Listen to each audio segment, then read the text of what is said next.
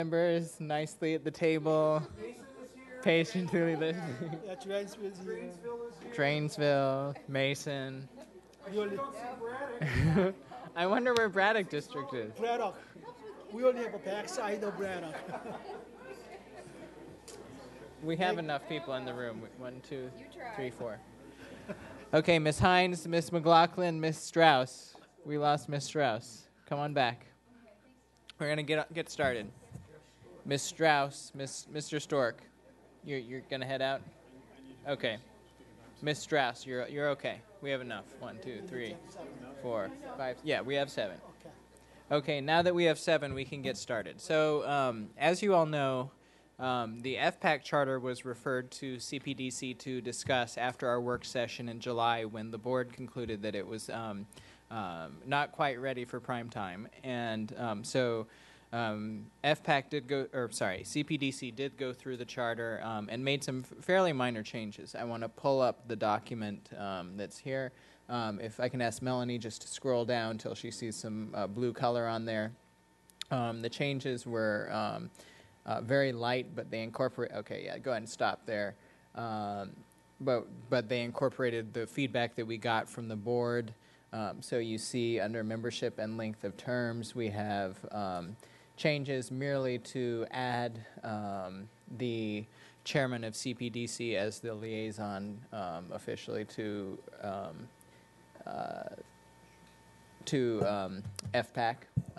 And if you keep scrolling down, we have the changes that Mr. Moon sought at our work session regarding employment, and just to make sure that that was clarified so that you cannot be an employee of the system and a member of FPAC.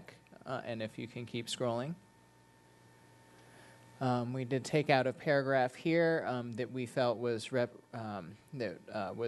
repetitious compared to another section that also covered that same issue, and we just clarified that last piece there. So those were the changes that CPDC brought to what we initially discussed in July. Now I'm going to call in Ms. Smith. Ms. Smith? I need to find my place. Okay, so on page 3 of the document, there's a change that wasn't noted, and it's the sentence that starts with district-wide instructional and programming policies. So in the original charter, it said district-wide instructional and programming policies such as IB. I'm sorry, I got the wrong place. Nope.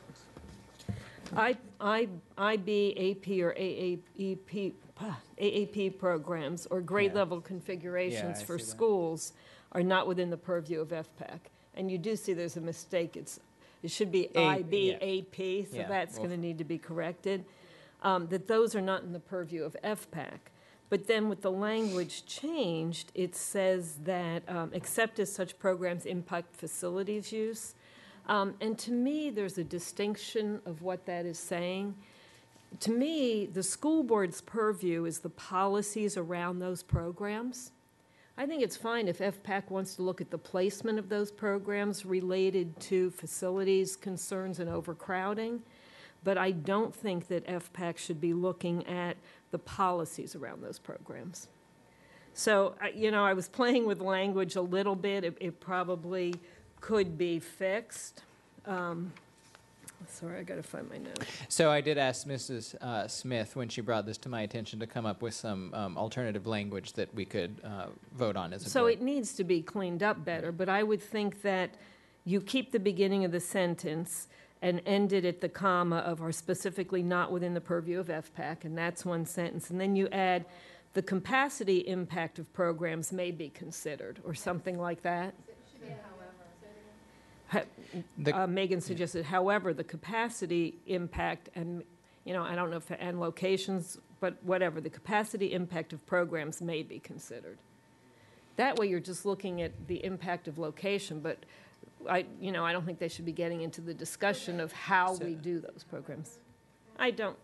However, the capacity impact of program placement, so that's what we're talking about, program placement's impact. However, the capacity of program placement may be considered.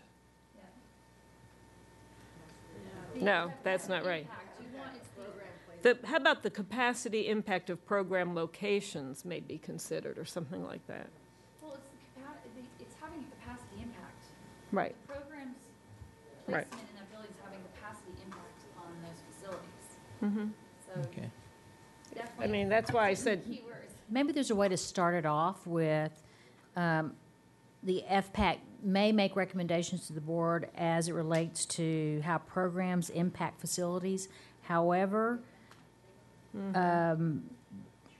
they may not,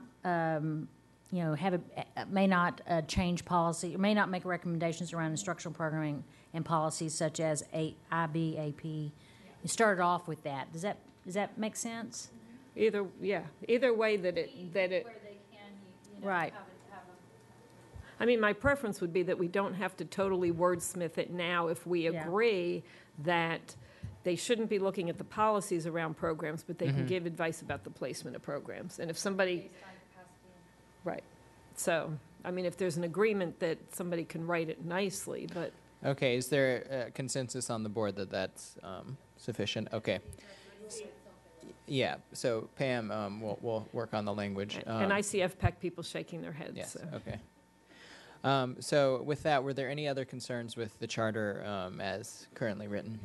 Okay, seeing no concerns, we will move this forward. Pam, do you know when this comes up for board? Okay, so this will be forwarded to chairman's meeting for scheduling. As you know, the board has to pass this charter as a whole, so we will do that at a regularly scheduled business meeting. Thank you. This work session is adjourned. All right, thank you very much for that succinct work session. We will take a, 3-minute, 5-minute? All right, so we will return at 20 minutes to, wait, what time is it?